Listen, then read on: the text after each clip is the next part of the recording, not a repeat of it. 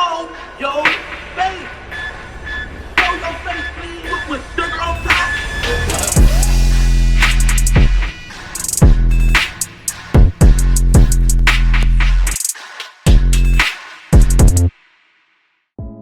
Alright, y'all, right now it's a lot going on in Atlanta, and when I say a lot, I mean a lot is going on in Atlanta. You even got your boy Waka Flocka letting it be known that he's not from Atlanta, he's from Clayton County. Everybody's just picking sides and letting it be known that they want no association with what's going on right now in the ATL. Now, if you've been living under a rock, as of recent, I don't know why, how, where, what, when, but an old audio of Young Thug resurfaced, right? And the reason why I'm mind boggled is because I'm wondering, why is everybody so invested now? Right? This came out, I'm talking about years ago. What made it so prevalent now? Why do so many people care now? Like, what's the narrative behind this?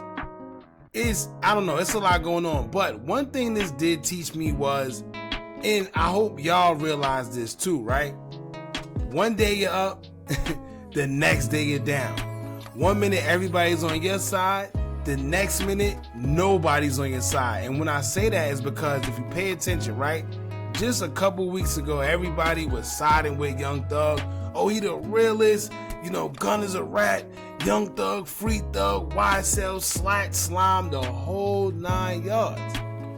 And to take it even further, Ralo, they were all calling him a rat, saying he's this, he's that.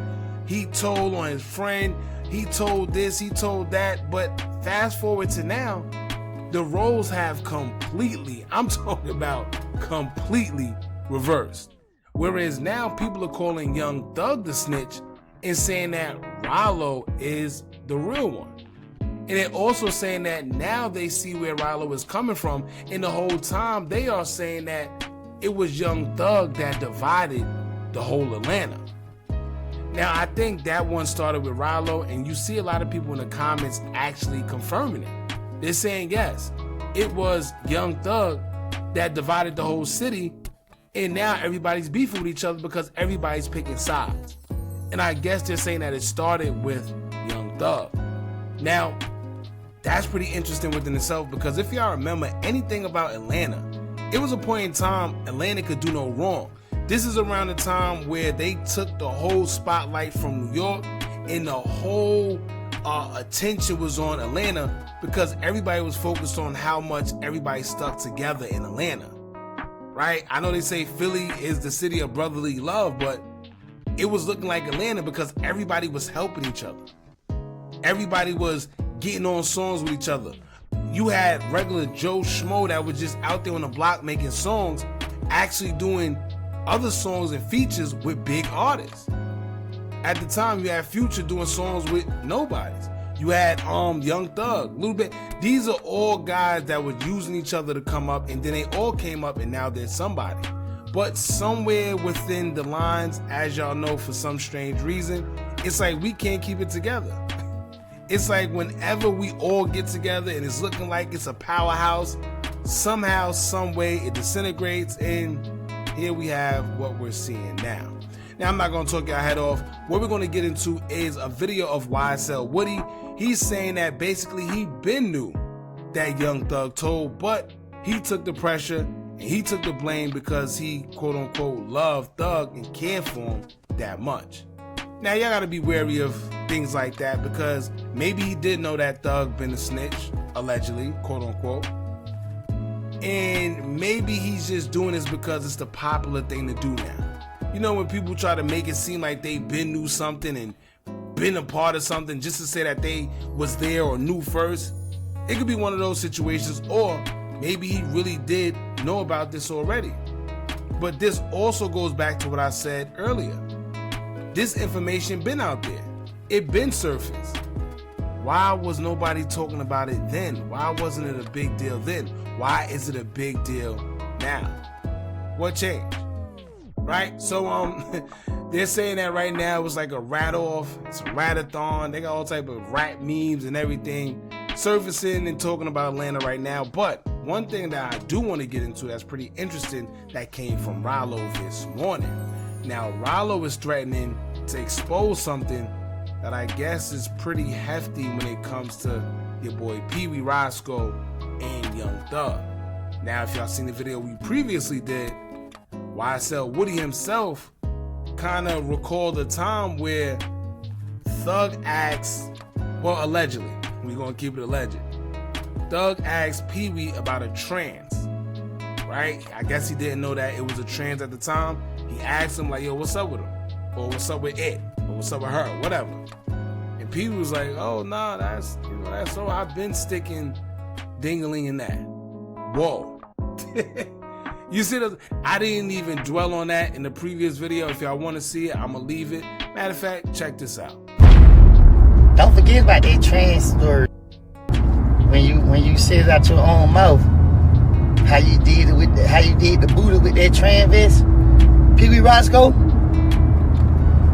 You know damn well not to mention me, boy. You know I ain't got no sense. I ain't got no damn screws in my head, boy. You remember we was at the Sky House? Me, you, and Thug was sitting in the car, and that damn trans vest walked past, and Thug tapped you and said, Peewee, what's up with that? And you told Thug how you stuck your diggling up in it. Don't get me started. Alright, so now with Ralo saying that he got something against, I guess, Thug and Peewee, only one could wonder what it could be. Now, Ralo would take to his Instagram account and post a picture of Peewee, and he captioned it saying, quote, "Hey Jeff, this is my final warning for you N-words to leave me alone. Cause I promise I got some ish in his phone I could post that y'all won't be able to come back from. Big J, you, and everybody that sent Roscoe comments knew this boy Peewee was a rat. But the point I had to prove is that y'all ain't cut us off for snitching. Y'all went against us out of jealousy, hatred, and envy. You frauds has been exposed and the truth has came out of the darkness. Shut Peewee up, cause he really digging a deeper hole for y'all. I could feel the angels in my soul and we prepared to go against the whole fake ad industry." So there you have it. I guess he has something on these guys and he's threatened to expose it if Peewee don't shut up. So I do hope Peewee keep going, cause I ain't gonna lie, I do want to see what he got. Alright, but anyway, in the meantime, let's get into what YSL Woody had to say in, correlation to the whole snitching rumors and allegeds that's going on with Young Thug right now. But in the meantime, make sure you hit that thumbs up button so we can get this video into the algorithm. And if you not subscribed to the platform already, make sure you do so now. Let's get into it. I love you. Nothing gonna stop me from loving you, but what you do from this moment forward. You knew not to come on this internet. You knew not to let Peewee Roscoe get on the internet and do what he did. You let Peewee do that. And Peewee got you in all this stuff. Peewee got on the internet calling people rats. Peewee got on the internet saying all he said. Now guess what? He made people mad. People when they dig up the videos. Now people don't dig up the videos. You are what you are, buddy. You are official on the Woody and Charleston White team. Yes, sir. Yes, sir. Yo, I don't know what's worse, him calling Young Thug a rat or him just embellishing the fact that he ratted and he don't care. He said, join the club. I don't care whatever you say. Call us a snitch. I know I snitch. I don't care. And hey, he's living in his light. It reminds me of Alpo. When Alpo came home, he was pressing everybody that had something to say. And it's funny because nobody had nothing to say in Alpo's face. But when he was away doing his time, everybody had so much to say. If y'all remember Alpo, he was also taking pictures with the same guys that said what they'll do when they see him, call him a snitch. Crazy. So, some people live in their light, but the problem is the ones that's portraying the image, knowing they not really like that, and then next thing you know, they got a whole world following this fake gangster narrative when they know that it's all false. So I guess that's what Woody's trying to say. Yes, sir. I'm okay with being a snitch. Because I know what I did. I know what I've been through. But you is a snitch too. And I ain't happy about it. I'm mad about it. Because I've been knowing this the whole time. And I didn't even say nothing. I sat right here and still let the blame be on me. Because of the love I had for you. But when y'all niggas come out of jail and y'all brought that stupid stuff out of here, I left that stupid stuff in jail. Y'all brought that stupid stuff out here. Yeah, I'm mad about it. I knew it. I knew it. I told all y'all. Yeah, hey, you know bro. what's crazy? Everybody paint him as the non-sensible one, the one that don't know, or he's just a snitch, he's this. But when you pay attention, he actually always the one that's saying something with some type of substance and sense. Right? He's right. Whatever happened in them courtrooms or when they got locked up, that was supposed to stay. You got to remember, these guys are still out on parole and probation. Right? What are you even doing talking about anybody's telling and snitching? That's what I was lost about. Because they got to remember that the case isn't over. A lot of people took plea deals and plea agreements. But what you calling people a snitch and like I don't know. But like he said, y'all should have just kept it out in there, right? Came out, did the right thing, make your money, take care of your family, and that's it. And it's funny because when these guys are locked up, that's when they want to talk about their kids. I tell y'all this all the time. I miss my kids. I do it for my kids, my kids, my kids. And as soon as they get out, look what they doing.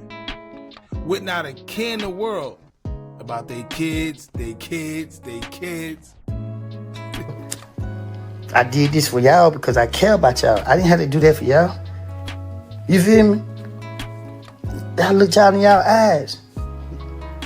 Y'all need to get out here and disappointed everybody. Because y'all niggas just fought for y'all life and y'all had the world cheering for y'all. Y'all had the world cheering for y'all. Y'all had the world saying, free y'all. Everybody guilty, even me. Everybody guilty, even me. Everybody guilty. And y'all come out of jail after God gave y'all another chance. I ain't do it. The lawyers ain't do it. Prosecutors ain't did it. The judge ain't did it. God did it. God bless y'all with a wonderful judge. They went by the books. They went by the books. There's nowhere in the world y'all supposed to be in front of that judge. No way. But God said, I'm going to give y'all another chance. And I might be failing.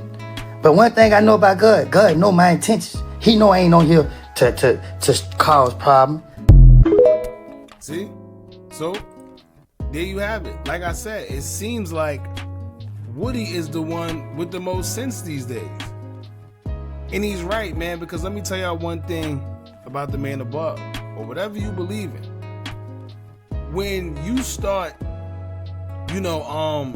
the opportunities that you're given, when you start just wasting them and you're not doing nothing, it's going to come to a point to where them opportunities aren't going to come back around anymore. And you're going to find yourself in a jam that you can't get out of.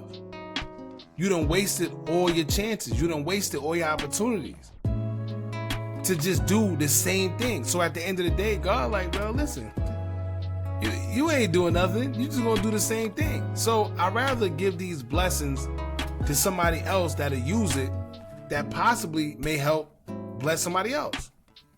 Why waste it on you when you ain't doing nothing? And I gave you chance after chance after chance. So here comes Woody with the common sense again, man. I'm glad he's speaking out. Hopefully he knocks some sense into some of these guys' heads. And we can get the old Atlanta back. I actually like the old Atlanta. When everybody was together, it was like a powerhouse. There was no egos, no friction, no pride. You seen the Migos hanging with the Futures. Even the producers was together, right?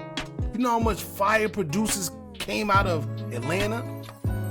Producing for the whole industry. And these guys are just around each other like they just regular Joe Schmoes. That's a good feeling. To know that we all up, we all good. But somehow, some way, it all gets destroyed, man.